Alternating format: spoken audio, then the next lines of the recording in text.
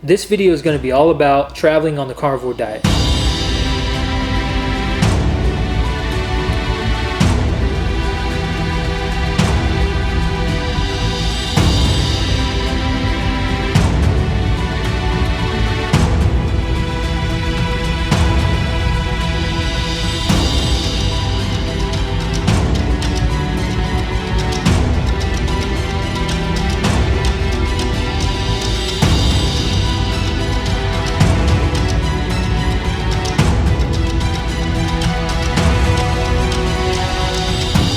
And by the end of this video, my goal is to have squashed any excuse that you could ever possibly have to why you could not adhere to this diet while traveling.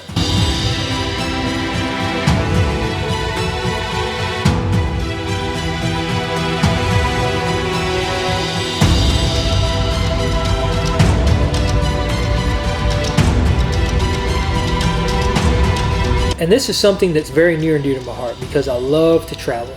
And I've been traveling consistently for the last 18 years. So if traveling on the carnivore diet is something you have planned, then be sure to subscribe because I'm definitely going to be building a playlist around the topic of traveling on carnivore. So for the last 5 years I've been carnivore, I've been traveling consistently 50 to 75% of the year. Almost all 50 states, both CONUS and OCONUS, as well as 14 different countries in the last 5 years. And out of necessity, I learned really quick how to do this because for me, there was nothing worth going back to that dark place when I was sick. It didn't matter the lengths I had to go to make this work. I was going to make it work. And at first it kind of sucked. Like I thought I would starve to death because I felt like there was no foods out there I could consume. Everything was poison. Everything was toxic. There was nothing I could eat. But I learned real quick that you can find meat pretty much anywhere. And just about any place you come across that sells food has meat on the menu. And a lot of these places are very willing to remove all the other stuff and just serve you meat. Because even when it comes to fast food, pretty much every fast food chain has meat on the menu. Now, some places will charge you for the whole sandwich, so that's kind of a drawback. You really have to pick your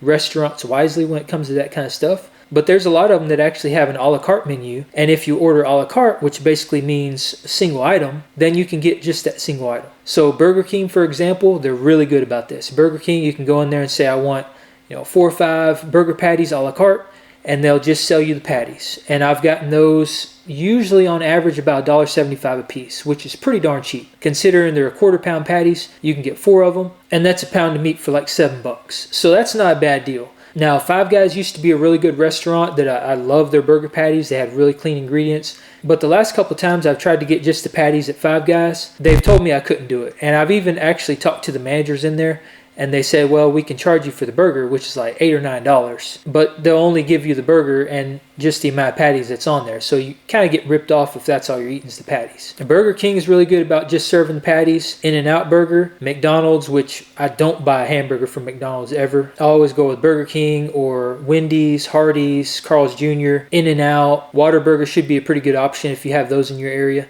So there's a lot of good options out there. And a lot of these fast food chains, just go on their website and look up what kind of beef they use in their patties. Because a lot of them, like Burger King and stuff, they claim it's 100% ground beef. There's nothing artificial in there. It's all very clean. And I've never had a problem consuming burger patties from Burger King or Wendy's or, a lot of these other chains I just mentioned. And something else I learned that goes hand in hand with that is don't ever feel embarrassed or feel awkward about ordering just burger patties. Okay, there's been a lot of restaurants I've went to where you could tell it was the first time anybody's ever done that because they'll ask you like 3 or 4 questions like, are you sure you want just the patties? Do you want them cooked? Do you not want the buns? Do you want lettuce? They'll ask you all these questions, but as the old slogan goes, the customer is always right. And if you tell them that you just want the patties, then you just want the patties. There's no shame in telling somebody you just want the patties and you don't want all this toxic stuff. And if they look at you like you have 6 heads, they're the weird ones because they're the ones consuming all this garbage that's destroying the health of our nation. So don't ever feel ashamed or out of place or awkward about doing this. And when it comes to ordering, that's super simple.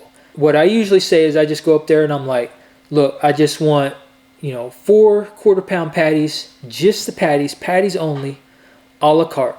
No buns, no lettuce, nothing. Just the patties, put them in a box and give them to me. And if they look at you strange or they act like they don't understand how to ring this up, then I'll usually say, okay, look on your keyboard because you probably have an a la carte button on there, which most of them do, and then they can just hit that and it just charges you for the patties. Now, if they're very confused and they just don't know how to do it, they're usually going to ask for help. And if they don't, just kind of do that for them. Say, do you have a manager I can talk to that might know about ordering a la carte or how to ring this up without ringing up the whole meal? And a lot of times when the manager comes over there, they'll be able to do it for you. And again, there's no shame in asking for that stuff. But I mean, keep in mind, there are places that will not do that. So I was in Amsterdam, and that's the first Burger King I ever went to that would not ring up just the patties. You had to order the entire sandwich. But here's a catch, because there's a way around this. So when I ordered the burger, I ordered a triple Whopper or whatever it was, and there's an option on the kiosk, and it was add a patty. And that's what I did. I went on there and I added like 3 more patties, and I got this Whopper with 3 patties already. I added 3 more, so I had 6 patties.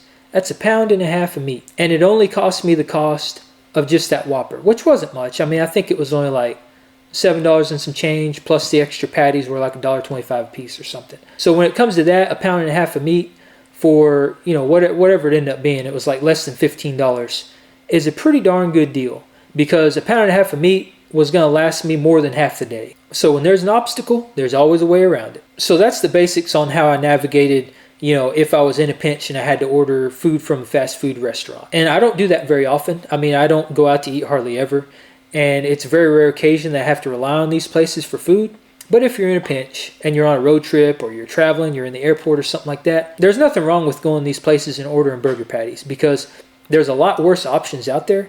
And if you fall off the wagon and you decide to eat hyper-processed food, you're probably going to pay for it, especially if you were like me and you had health problems to begin with and these other foods just really don't agree with you at all. Then a burger patty from a fast food restaurant is going to be your best option. And that leads me into how I would avoid completely having to go to these fast food restaurants. All right, so I always carry snacks with me just in case. The way I always do it is I kind of time my meals to where I don't get hungry when I travel, even if it's super long travel day. I try to structure my day so that I'm hungry as infrequently as possible. But if I do get hungry, again, I throw some snacks in my bag. So here's the stuff I always have in my bag just in case. So beef jerky. Now, I'll always make my own, especially if I've got super long travel days, like if I'm traveling for 20 to 30 hours, I'm going to make my own jerky. And it's usually going to be about 2 to 2.5 pounds of chuck. And I thinly slice that, dehydrate it, throw some salt on there, put a Ziploc bag, and throw that in my bag. But in this case, I bought this in Arizona. It was near the Grand Canyon, actually.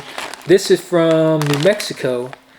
And there is nothing in here except beef and salt. That's all that's in this thing. This is some of the best jerky I've probably ever found. So another go-to that I always have in my bag is Epic beef bars. All right, you can find these in pretty much any grocery store. Now, there are a few extra things in here. It's not as clean as what I just showed you. But as far as buying jerky from a grocery store, this is one of the cleanest ones you can get. Because a lot of that stuff like Jack Link's jerky, I mean, you might as well be eating a candy bar because there's so much crap in this jerky. If you go to Walmart, pretty much every single jerky on the shelf has a whole lot of crap in there you really don't want to eat. Tons of sugar and everything else. Epic bars aren't too bad. If you don't tolerate spices too well, then it may not be for you. But if you're okay with having a little bit of spice, then these can really hold you off in a pinch. All right, so another good one for traveling, and this is another good one for flying because it passes security, are salmon packs of salmon. You can get this from most grocery stores. Most grocery stores are going to have this. Walmart. And this has nothing but wild-caught pink salmon, water, and sea salt. That's it. All right, here's another one. And this one's a little different. I'm going to explain why. All right, so sardines. Sardines can be bought extremely cheap, a couple bucks a can. And these are another great go-to if you're in a pinch. The only caveat to these is they will not pass security. Security will not let canned food go through the checkpoint. So if you're flying, you'll have to put this in your check bag. You can't put this in your carry-on. And something else, as a carnivore, I can't live without is salt. Now, I will say this about salt. All right, so if you're traveling air travel and you have this in your carry-on bag and you go through security, expect for them to pull this out and test it. It's happened to me almost every time I've traveled with it. So if you have this in your carry-on bag, give yourself at least 10 extra minutes when you go to the airport to let them check this thing, because they are going to pull it out. Pretty good chance of that. But if you put it in your check bag, you don't have anything to worry about. It's going to pass through security, no problem. So those are the things I carry with me just in case I get hungry. You know, if I'm in a pinch and I need something to eat, it's right there in my bag, and that's going to sustain me until I get wherever the heck I'm going. But again, the ideal scenario is to just time your meals appropriately. So if I know I'm going to be traveling, I'm going to eat like a pound to sometimes up to 2 pounds of meat before I go to the airport, or take it to the airport with me and eat it at the airport, so that for the remainder of the day, I'm not really going to be hungry. Because if I eat a pound to 2 pounds of food, that's usually an OMAD day for me. That's a 1 meal a day. Like, I can eat that and I'm not really hungry for the rest of the day. So even my fallback stuff doesn't really get used that often. And that brings me to my next point, and that's the utensils that I carry with me at all times. This right here, I got this off Amazon. This is my #1 travel utensil for eating on the go, for carnivore diet. All right, so this little guy, it's got a fork on there, pops out.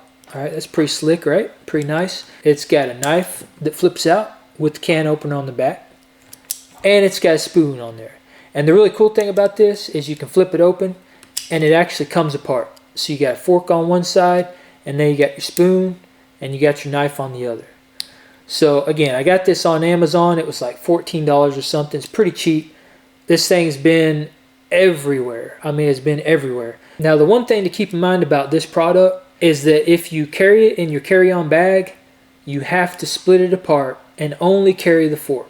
If you try to take this piece with the knife on there through security, you might get fondled and they're going to confiscate it. Okay, so you don't want to do that. Trust me, I've been through a couple of these, left it in my bag on accident. They kind of frown upon that when you have knives and stuff and you try and get through airport security.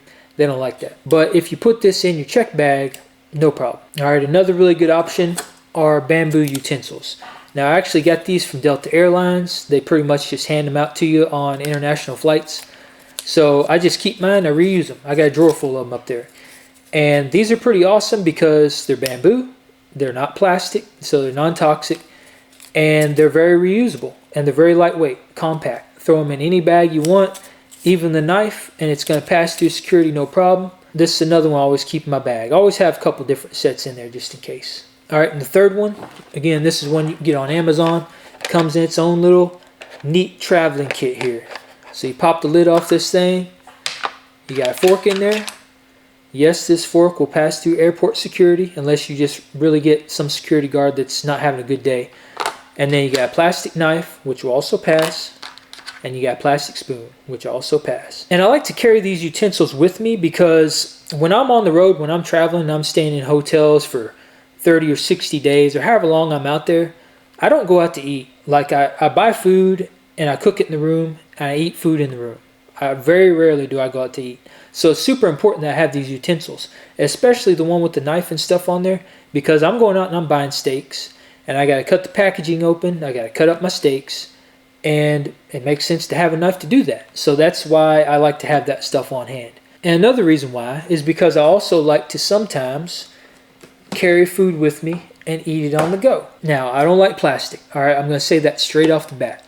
And these are obviously plastic containers, but these are extremely lightweight and they pack in your check bag pretty easily. And usually when I'm traveling, I'm flying. So I got to put all this stuff in my check bag. And it doesn't make sense to put glass in there. So you got to pick your battles. If I'm eating on the go, I always like to have these plastic containers.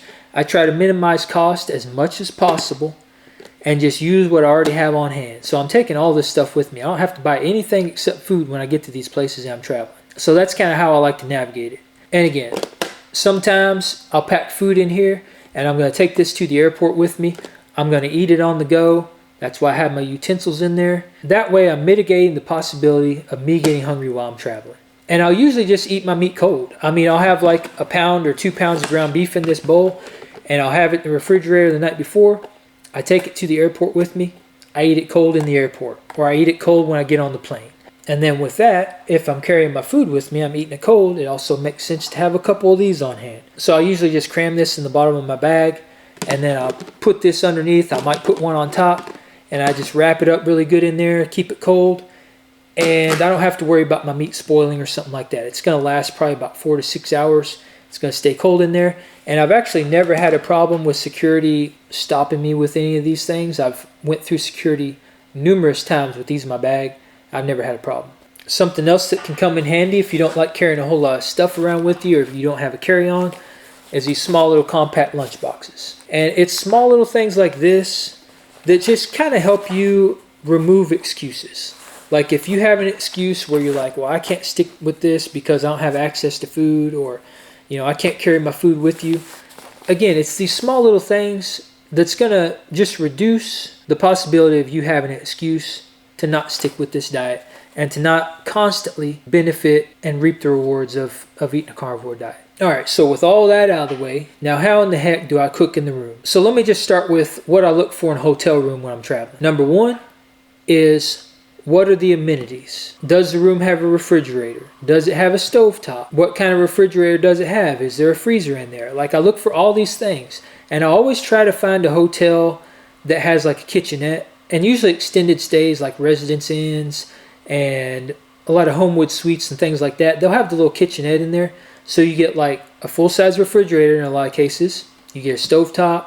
There's usually a dishwasher, a sink. There's silverware, pots and pans. That right there is the most ideal scenario for getting a hotel. Now, if you're staying Airbnb, you don't really have to worry about it because you're staying in probably somebody's house or whatever, and you're going to have access to the kitchen. So that's not really a concern. But when staying in a hotel, those are the things I'm going to look for. Now, if I can't find an extended stay and I can't find a hotel that has a kitchenette, then the next thing I'm going to look for is just to make sure it has a refrigerator. And most hotels this day and age are going to have at least a mini fridge, which is all you need to adhere to a carnivore diet. And if you run into a scenario where the hotel doesn't have a mini fridge in there, you can request one. And most of the time, they're willing to bring one to your room at no additional cost. And if they say no, then you can ask them, okay, are there any other options? Because sometimes, especially hotels overseas, they'll have community refrigerators. So it'll be a refrigerator that's kind of down in the lobby, and it'll have like a little assigned area, and you can put your food in there. Now, personally, I do not like microwaves. I never use them, so that's not something I ask for. But if you're the type of person that really needs to heat up your food and you don't mind using microwaves, that's also something you could look for. And again, most hotels are going to have that kind of stuff. And the second most important thing I look for in a hotel room is to make sure they have a gym. It has nothing to do with carnivore. That's just personal preference. So one of the things I had to figure out is that,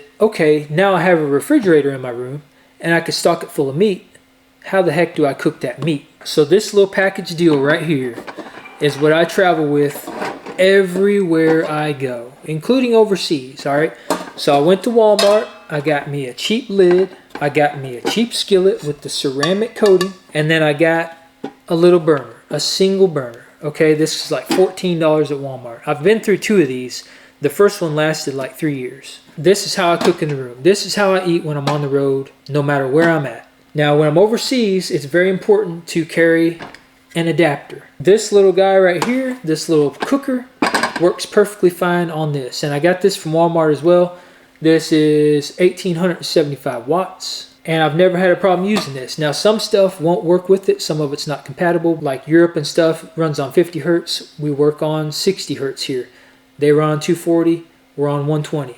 So that's where a lot of differences are. But if you can get appliances that work on 50 or 60 hertz and 110 or 240 or 120 and 240, then you won't have a problem. So just make sure that it will do that. And you can look on the labels, you can look on the packaging, and it's going to tell you. So this is 100% what has gotten me by on a carnivore diet, no matter where I'm at. I buy exactly the same food when I'm traveling as I do when I'm home. I'm not spending any extra money on food when I travel. If you do this, you can eat the same exact way you eat when you're at home. It removes every excuse on not being able to find food because you have everything that you need that you would have at home to cook your food. And it's going to allow you to adhere to this diet 100% indefinitely, no matter where you're at. I've traveled more than most people probably ever will in their entire lives. So, I mean, for the last 18 years, I've been traveling, and I've never run into a situation where I could not stick to this diet.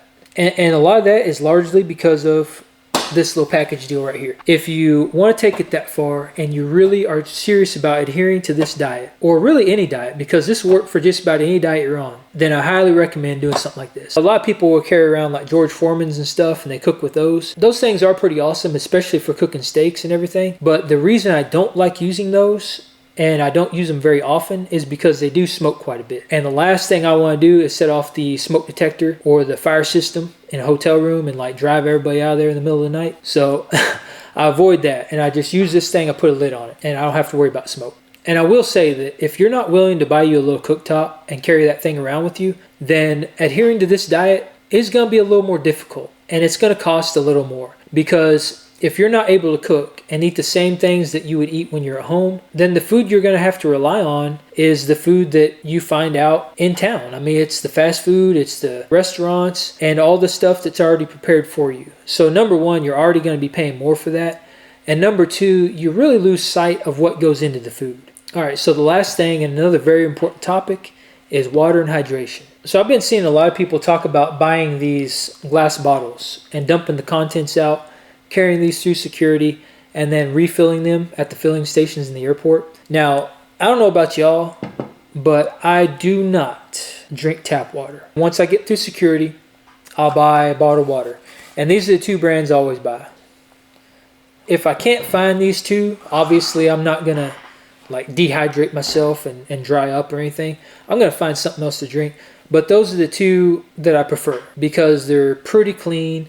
I mean, yes, they're in plastic, but again, pick your battles. You got to drink water. But I would rather pay, $5 or $6 for these bottles than drink the tap water from the airport. All right, so that's it.